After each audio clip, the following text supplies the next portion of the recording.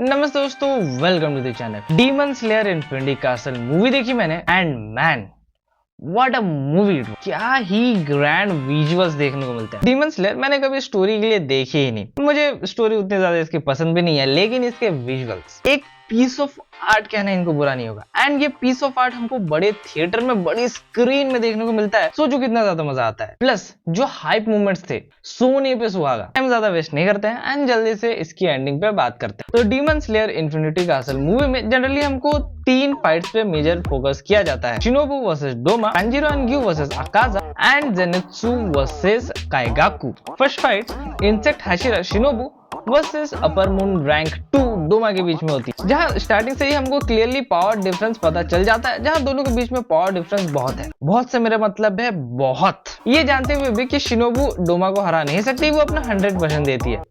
सिर्फ इसलिए नहीं क्योंकि वो एक हाशिरा है, बल्कि अपने रिवेंज के लिए भी। यहाँ पे हमें पता चलता है कि डोमा जो है उसने शिनोबु की बड़ी बहन को पहले मार दिया था, जिसका रिवेंज लेने का गुस्सा शिनोबु के अंदर भरा हुआ है। यानी कि शिनोबु इस फाइट में डबल एग्रेशन से फाइट कर रही है, लेकिन बावजूद इसके शिनोबु ज्यादा कुछ कर नहीं पाती है एंड डोमा उसको कंज्यूम कर लेता है। लेकिन शिनोबु अपना 100% देती है भाई। डोमा शिनोबु के जो क्या बोलते हैं उसे फेफड़ा होता है उसको पूरी तरीके से डिस्ट्रॉय कर देता है, जिसकी वजह से वो अब ब्रीथ नहीं कर सकती। एंड हाशिरास की जो सबसे बड़ी पावर होती है उनकी ब्रीदिंग टेक्निक, वो अब शिनोबु यूज नहीं कर पाती। लेकिन बावजूद इसके वो एक फाइनल अटैक अपना पूरा जान लगा के डोमा पे करती है। एंड क्या विजुअल्स थे भाई, ग्रैंड लेवल के विजुअल्स थे। एक एक सीन वॉलपेपर लगा सकता था। मुझे तो मतलब एक एक सीन में ताली मारने का मन करता था, चिल्लाने का मन करता था। पर भाई पता नहीं क्यों मेरे ही थिएटर्स में इतने शांत लोग आते हैं। मतलब तुम लिटरली यूं समझो कि तांजीरो अकाजा का गला काट रहा है, बगल वाले सब शांत बैठे हुए हैं।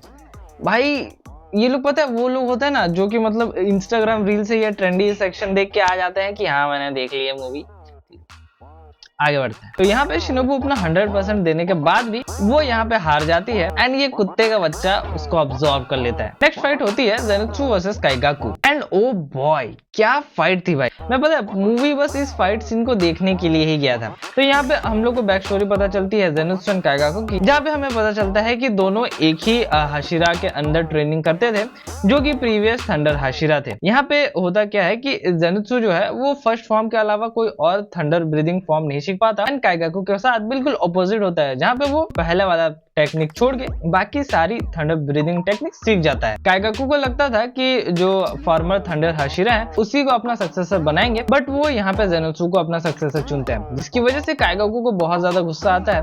एंड जब एक दिन अपर मून 1 वो जब काइगाकू को डीमन बनने का ऑफर देता है तो वो इस चीज को एक्सेप्ट कर लेता है, जिसकी वजह से जो फॉर्मर थंडर हाशिरा थे वो अपने ऊपर ये परफॉर्म कर लेते हैं। एंड अगर तुमको नहीं पता कि इसका मतलब क्या होता है, तो इसका मतलब ये होता है कि जब भी किसी हाशिरा या फिर तुम लोग बोल लो कि किसी ट्रेनर का जो स्टूडेंट है तो वो जो खुद से डीमन बन जाएगा, तो यहाँ पे जो उसका मास्टर है वो अपने ऊपर ये परफॉर्म कर लेगा। एंड इसमें करना क्या होता है कि जो मास्टर होता है वो अपने ऊपर एक चीरा लगाए, मतलब अपने बॉडी पार्ट्स को खुद से काटेगा एंड धीरे धीरे करके उसकी मौत होगी। लेकिन अगर उसका कोई करीबी उसके पास है तो उसका सीधा गला काट के भी उसको बहुत ही इजी मौत दे सकता है। लेकिन यहाँ पे जो हमारे थंडर हाशिरा थे उनके साथ ऐसा कुछ नहीं होता, क्योंकि उनका करीबी कोई वहां पे था नहीं। जब ये चीज जेनित्सु को पता चलती है तो उसको बहुत गुस्सा आता है, क्योंकि काइगाकू ही वो रीजन था जिसकी वजह से उसके ग्रैम्स मारे जाते हैं। यहाँ पे दोनों के बीच में फाइट होती है, जहाँ पे जेनित्सु कोशिश कर रहा होता है अगर चांसेस हैं कि काइगाकू वापस आ सकता है तो उसे वापस लाने की। लेकिन जेनित्सु को समझ में आता है कि अब बहुत ही देर हो चुकी है, काइगाकू को वापस नहीं लाया जा सकता। ये रियलाइज होने के बाद जेनित्सु काइगाकू पे 7th फॉर्म का यूज करके उसको एक ही सेकंड में, तुम लोग बोलो 1 सेकंड से भी कम के समय में खत्म कर देता है। अब यहाँ पे जो है थंडर ब्रीदिंग के 6th फॉर्म ही थे। जेनित्सु ने इस फॉर्म को काइगाकू के लिए ही बनाया था ताकि वो काइगाकू के साथ साइड बाय साइड लड़ सके। लेकिन यहाँ पे आयरनी देखो, जिस फॉर्म को उसने यहाँ पे काइगाकू के साथ डीमंस को मारने के लिए इन्वेंट किया था उसी से वो काइगाकू को मारता है। लेकिन मैं बोलूंगा अच्छा करता है भाई, मुझको बहुत मजा आता है। साले को ऐसी ही मौत मरना था। इस फाइट के बाद जेनित्सु की भी हालत बहुत ज्यादा खराब हो जाती है, जिसको कि फिर ये वाला डीमन आके ट्रीट करता है। Next and final and epic fight होती है तांजीरो ग्यू वर्सेस अकाजा की। एंड भाई फाइट है ये। जब अकाजा एंड तांजीरो की पिछली बार फाइट हुई थी तो तांजीरो बहुत ज्यादा कमजोर था, लेकिन इस बार उसमें कुछ बदला है।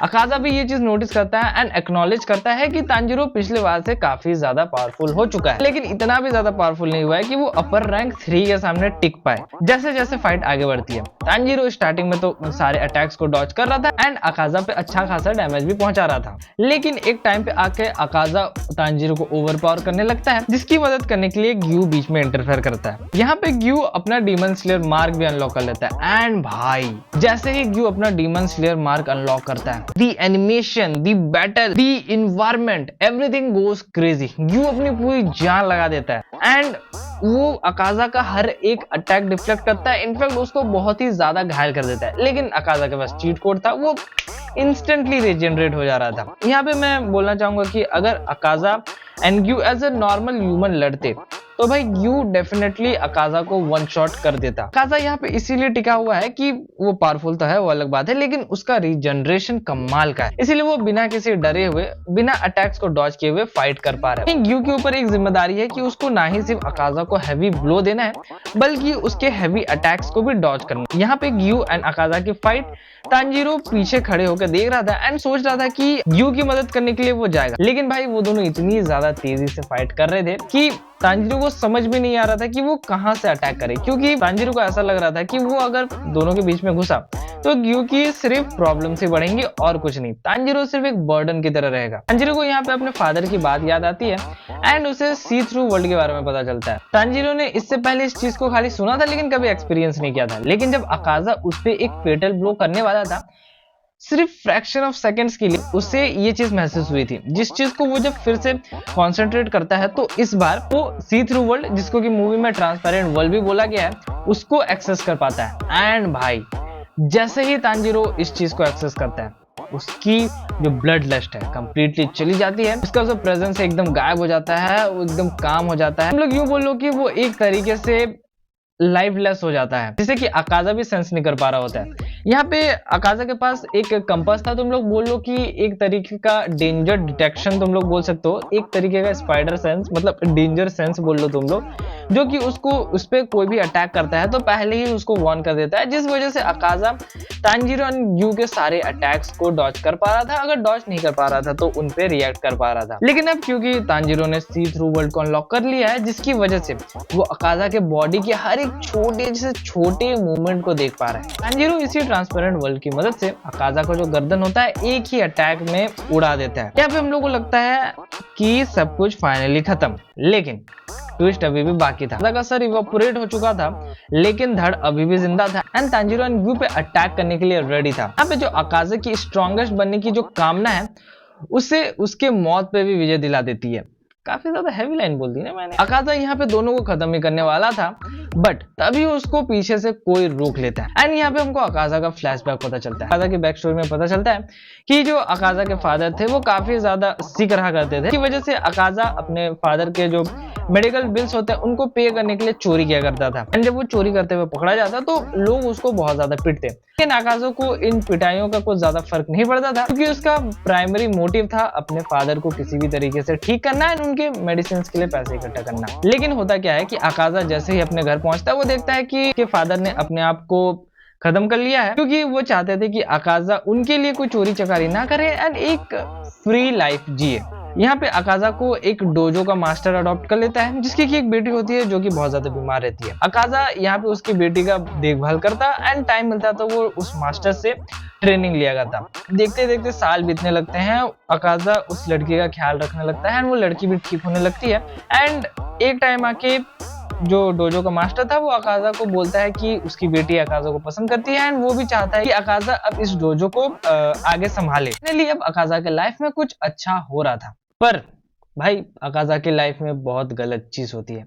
अकाजा जब अपने फादर को देखने गया होता है एंड उनको ये बताने गया होता है कि वो अब शादी कर रहा है एंड फाइनली उसको वो लोग मिल चुके हैं जिनको कि वो प्रोटेक्ट कर सकता है, लेकिन जब वो वहां से वापस आता है उससे पता चलता है कि जो बगल वाले डोजो के लोग थे उन्होंने हीन भावना के चक्कर में इनके वेल में जहर मिला दिया था, जिसको पीने की वजह से जो दो लोग जिनको कि अकाजा अपनी जान से भी ज्यादा प्यार करता था उन लोगों की मौत हो चुकी है। अकाजा ये जानने के बाद जितने भी लोग इसके पीछे शामिल थे उन सभी को अपने से बेयर हैंड से खत्म कर देता है। जब ये न्यूज मुजान तक पहुंचती है वो अकाजा को विदाउट हिज परमिशन एक डीमन में बदल देता है। डीमन में बदलने के बाद अकाजा की सारी मेमोरीज गायब हो जाती है, लेकिन उसे ये याद था कि उसको सबसे ज्यादा स्ट्रॉन्गेस्ट बनना है। यहाँ पे अकाजा को जब अपना पास्ट याद आता है तो वो खुद से रुकने की कोशिश करता है, लेकिन उसकी बॉडी बावजूद इसके रीजनरेट किए जा रही थी एंड अटैक करने को आगे बढ़े जा रही थी। लेकिन यहाँ पे जो अकाजा की वाइफ थी, होने वाली वाइफ थी, वो आके अकाजा को बोलती है कि चलो हमारे साथ बहुत हुआ। एंड यहाँ पे फाइनली अकाजा खत्म हो जाता है। सच कहूँ बहुत ही ज्यादा सैड बैक स्टोरी थी। मैं तुमको अच्छे से समझा नहीं है, तुम जाके एक्सपीरियंस करना, इट्स टू गुड।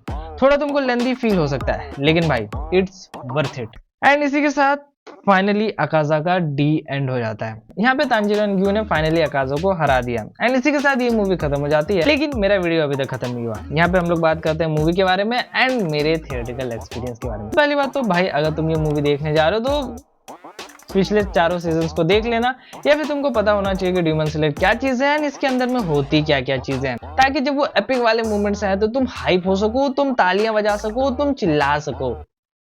मक्खी। मैं जिस थिएटर में गया था भाई पता नहीं कौन सी गवारा ऑडियंस आ गई थी, कोई चिल्ला नहीं रहा, कोई ताली, ठीक है भाई नहीं बजा रहे हो ताली, नहीं चिल्ला रहे हो, चलता है, लेकिन भाई जो हाइप मोमेंट्स आ रहे हो उसमें कम से कम चीयर करो, तालियां कुछ तो करो भाई। इनफैक्ट अगर मैं कुछ करने जा रहा हूँ, मैं डिस्कस कर रहा हूँ अपने बगल वाले से, तो आगे वाला बंदा आके मेरे को बोलता है कि धीरे बात करे। अरे क्या मतलब धीरे बात कर ले भाई, पैसे दिए हैं हमने इंजॉय करने के लिए। अब तुम भाई रील्स देख के आ गए हो कि डीमन स्लेयर नाम की कुछ चीज है, तो ऐसा थोड़ी होता है। मैंने प्रॉपर पैसे दिए हैं, मैं तो चिल्लाऊंगा। अगर तुमको नहीं चिल्लाना तो चले जाओ बाहर। भाई बताता हूँ, पूरे ये में दो सबसे ज्यादा, चलो दो ही मैं अभी मान के चलता हूँ कि ठीक है, दो सबसे ज्यादा इंपॉर्टेंट मतलब तुम लोग बोलो कि एकदम वाव मोमेंट्स आते हैं, हाइप करने वाले मोमेंट्स आते हैं। पहला जेनोत्सु का 7th फॉर्म यूज करना है एंड दूसरा जब तांजीरो अपना सी थ्रू वर्ल्ड एक्टिव कर लेता है, या फिर तुम लोग ये भी काउंट कर सकते हो इसके बदले में कि अकाजा की बैक स्टोरी। कुछ नहीं, एक जन चिल्लाता है मेरे बाद, उसके बाद फिर मैं चिल्लाता हूँ, मैं वीडियो चला दूंगा, तुम लोग देख लेना।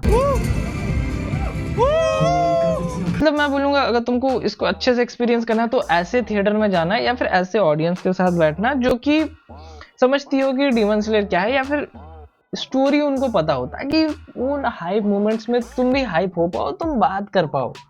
मेरी तरह गवार ऑडियंस के सामने मत बैठ जाना यार। अब बात करते हैं कि ओवरऑल ये मूवी कैसी थी, तो मैं बोलूंगा झक्कास, बहुत मजा आता है भाई देखने में, सच्ची बता रहा हूँ। रिकॉर्डिंग हो, अरे माँ आधा घंटा का रिकॉर्डिंग, ठीक है, तो मैं बोलूंगा कि ये मस्ट वॉच है। नॉट बिकॉज इट्स स्टोरी भी बेहतरीन है इसमें, लेकिन इसकी जो एनिमेशन है मैं बोलूंगा बहुत बढ़िया। और ये जो एनिमेशन है उसको तुम लोग बड़े थिएटर में एक्सपीरियंस करो, मजा आ जाएगा। मैं बोलूंगा कि इस वीडियो पे व्यूज आएंगे एंड नहीं आएंगे मुझे नहीं पता, ये सेक्शन भी मैं एंड में इसीलिए डालता हूँ कि मतलब मैं अपने ओपिनियंस शेयर करना चाहता हूँ। मुझे नहीं पता इस पे व्यूज आए ना आए, लेकिन ठीक है, मेरे एक बहुत ही अच्छे दोस्त ने भी बोला था भाई वीडियो बना दे रहा हूँ, ठीक है, इतना तो बनता ही है। बाकी मैं बहुत ही कम इमेजेस यूज करूंगा इसमें, क्योंकि ये लोग साले कॉपीराइट के खोल देते हैं, दिक्कत हो जाती है। ठीक है, तो फिर आज के लिए इतना ही। मैं मिलता हूँ तुम लोगों से किसी और दिन किसी और वीडियो में। Till then love you all, bye bye.